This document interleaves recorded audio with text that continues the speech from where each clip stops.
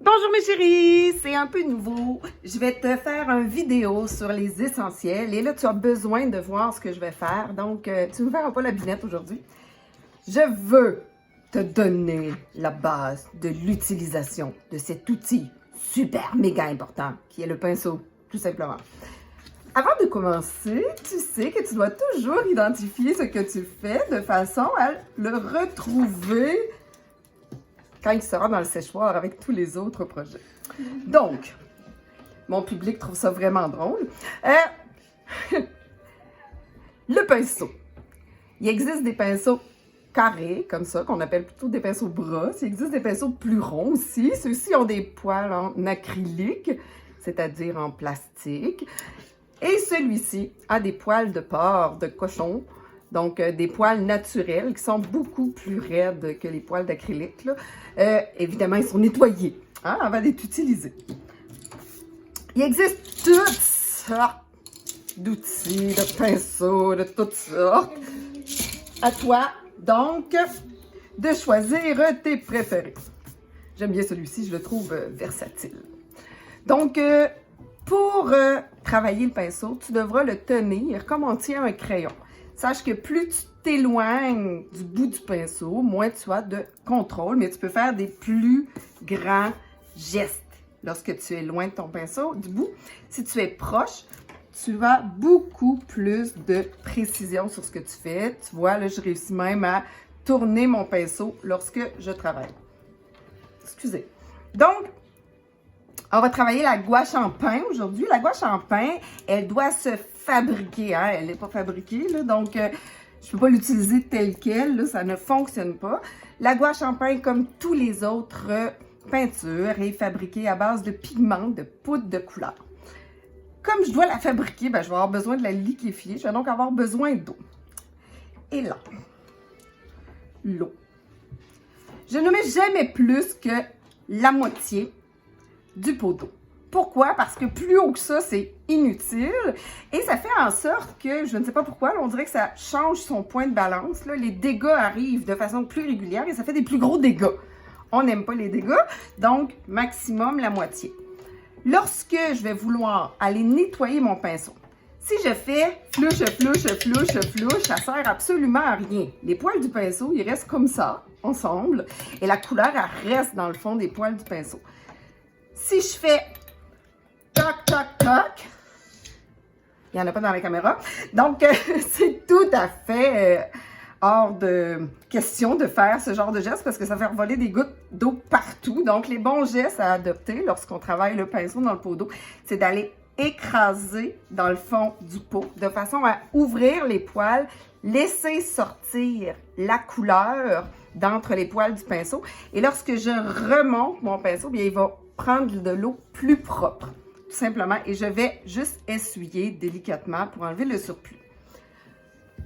Lorsque je vais frotter sur ma pastille de gouache, si je frotte comme ça, ce que ça va faire, c'est que les poils du pinceau, ils vont accrocher, puis ça va vouloir faire des dégâts, puis c'est ça, voilà, c'est exactement ce que ça a fait. Ça fait des splish-splash de peinture partout. Donc, en tout temps, lorsque je vais frotter sur ma gouache, je vais la frotter avec le pinceau droit. Si le pinceau il est droit, les poils du pinceau, là, si tu les observes, là, ils restent toujours dans le bon sens, puis évite de faire comme ça. Ah, j'ai bien sali ma feuille, c'est pas grave. Plus je frotte, plus je vais aller faire fondre la matière et je vais aller chercher de la poudre de couleur. Donc, plus je frotte, plus ça devient opaque parce que j'ai beaucoup de petites poudres de couleur, de pigments dans mon mélange.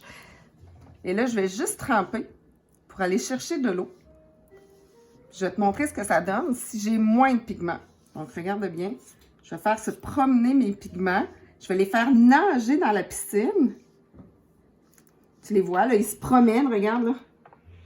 Je peux même les promener comme ça sur la feuille. Les petits pigments, ils sont dans leur petite piscine d'eau, puis ils se promènent sur la feuille.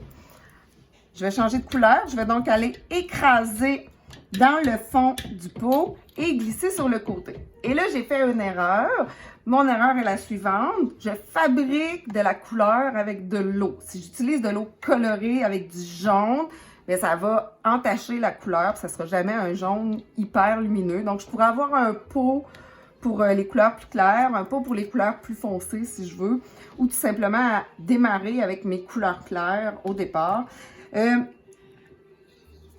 peux quand même essayer de l'utiliser, il n'est pas si pire. Hein. Ah ouais, il n'est pas si pire quand même. Non, il est un peu gris. Parce que j'avais du violet dans mon pinceau, là, dans mon eau. Donc, regardez, là, il n'est pas hyper lumineux.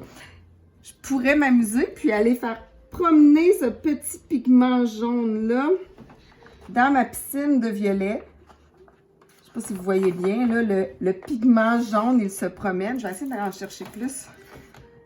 Je vais en mettre. Là, ben, je le fais se promener dans la piscine qui est déjà là. J'en manque, donc je vais aller tremper le bout de mon pinceau seulement et je peux le promener. Quand j'ai beaucoup d'eau comme ça, bien, je peux essayer de faire tomber des gouttelettes. Je peux essayer par exprès de tenir les poils du pinceau puis de les lâcher de façon à ce que des gouttelettes aillent sur ma feuille. Les gouttelettes vont toujours aller dans le sens inverse d'où j'ai tiré les poils du pinceau. J'ai toujours une guenille avec moi quand je travaille la gouache ou peu importe, quand je fais de l'art puis que je pense que je peux me tâcher ou que j'ai quelque chose à nettoyer, parce que c'est pas vrai qu'on va couper un arbre à chaque fois qu'on veut faire de la gouache en art plastique.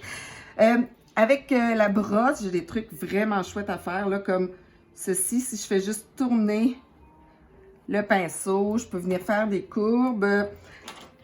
La brosse, regarde, là, quand elle est bien aplatie, elle me permet de faire de fines lignes sur son épaisseur ou de larges lignes sur sa largeur. Je peux aussi juste l'utiliser comme ceci, en faisant des petits tours, là, ce qui donne une impression de fausse fourrure. Si je prends un pinceau qui est sec, que je fabrique juste un petit peu, là, je vais prendre celui en poil de porc, il fonctionne bien habituellement, là. Je vais l'assécher. Je vais en fabriquer, puis je vais l'assécher, ce qui me permet de travailler le pinceau sec. Donc, mon pigment, il ne se promène pas dans ma piscine, parce que j'en ai pas, hein, je l'ai asséché sur ma guenille. Le pinceau. Il ne faut jamais, jamais, jamais le laisser dans le pot d'eau. Parce que la majorité des pinceaux ont des manches faites de bois. Ça paraît pas, là, mais regardez bien. Ce pinceau-là, il est passablement neuf, hein, il est tout beau. Il y a plein de peinture, de vernis par-dessus. La petite bague de métal ici, elle tient super bien. À partir du moment où je laisse le pinceau dans l'eau, regarde ce qui se passe. Le bois dans l'eau, il gonfle. Et l'eau, là, elle va grimper dans le pinceau jusqu'aux manches de bois. Donc, le bois, il va venir gonfler. La peinture, le vernis n'est pas élastique, donc va craquer, va s'enlever. La petite bague de métal qui est ici, regarde là, elle tourne. Pourquoi? Parce que lorsque le manche du pinceau, il gonfle, bien la bague de métal, elle ouvre en même temps. Lorsque le pinceau sèche, il reprend sa forme. Puis la petite bague de métal, bien, elle s'enlève. Donc, si tu veux garder tes pinceaux beaux longtemps, ne les laisse jamais, jamais, jamais dans le pot d'eau. Dépose-les sur la guenille, dépose-les sur ton support de gouache, dépose-les sur la table à côté, mais jamais tu les laisses dans l'eau. Les seuls qu'on se permet de laisser dans l'eau, c'est ceux qui ont un manche en plastique. Si ton pinceau, il est vraiment sale, qu'il est magané, qui est rendu super dur, parce que tu as utilisé de l'acrylique, par exemple. L'acrylique, c'est une peinture qui, contrairement à la gouache, où le pigment reste en surface, tu vois que je réussis à aller le rechercher en frottant dessus, ou même avec de l'eau. Tu vois, ici, c'est sec, là. Si je prends de l'eau, je vais être capable de l'étaler de nouveau. Le pigment, il n'est pas protégé par quoi que ce soit, il reste en surface, là. Par contre, l'acrylique, la peinture à mur, ce qui fait qu'on peut laver nos murs, c'est parce que le pigment, il est enrobé de plastique. Et ce plastique-là, des fois, si on ne nettoie pas nos pinceaux comme il faut, bien, il va rester dans le fond du pinceau. Pour nettoyer le pinceau, d'ailleurs, la bonne façon de faire, si tu utilises une peinture qui semble vouloir salir, c'est de mettre du savon dans ta main et de venir shampouiner le pinceau comme ceci dans ta main. Est-ce que tu vois que les poils du pinceau restent toujours dans le bon sens? C'est parce que je garde mon pinceau droit, encore une fois. Et là, le savon, là, ce qu'il va faire, là, il va aller chercher la couleur dans le fond. Puis pour le vider de cette couleur-là et de ce savon-là, je vais ouvrir l'eau dans l'évier. Et dans le fond de l'évier, je vais écraser mon pinceau comme ça. Puis là, je vais voir la couleur qui sort. Puis je vais écraser jusqu'à temps qu'il n'y ait plus de couleur qui apparaissent lorsque j'écrase mon pinceau dans le fond de l'évier. Je vais m'assurer que mon pinceau, il est parfaitement sec. Et le seul moment où je fais le toc, c'est dans le fond de l'évier, comme ça, pour vider l'eau qu'il y a dans mon pinceau, là, si je veux l'aider à sécher. Et je vais évidemment le ranger par en haut dans mon pot. Pourquoi? Parce que si je le range par en bas, il va se passer la même chose que lorsque tu te couches les cheveux mouillés. Bien, il va se réveiller, tout couetté comme ça, tout magané. Si donc tu as laissé de l'acrylique dans un pinceau, ne le fais pas tremper dans de l'eau parce qu'il va maganer. Sache qu'il existe des nettoyants et restaurateurs pour pinceaux comme celui-ci. Je l'ai essayé. J'ai mis tout simplement les poils du pinceau en contact avec ce liquide-là. Ce liquide-là n'est pas monté dans le manche et il a complètement restauré mes pinceaux qui avaient été brisés par du vernis acrylique qu'on avait utilisé en classe. J'ai retrouvé mes pinceaux. Donc, pinceau, guenille, pot d'eau, gouache, amuse-toi, essaie des techniques, fais des mélanges, amuse-toi dans la petite piscine. Sache que si tu essaies de peindre et que ça ne peint pas, ben, c'est soit que tu n'as pas assez de pigment, soit que tu n'as pas assez d'eau dans la gouache en pain, celle que l'on fabrique. Parce que c'est comme ça que ça fonctionne. C'est comme ça que les pigments se promènent sur la feuille. C'est grâce à l'eau. Puis la couleur, bon, on va la chercher en frottant dans la palette de gouache. Je vous souhaite de la bonne peinture. Amusez-vous, mes chéris. Bye bye!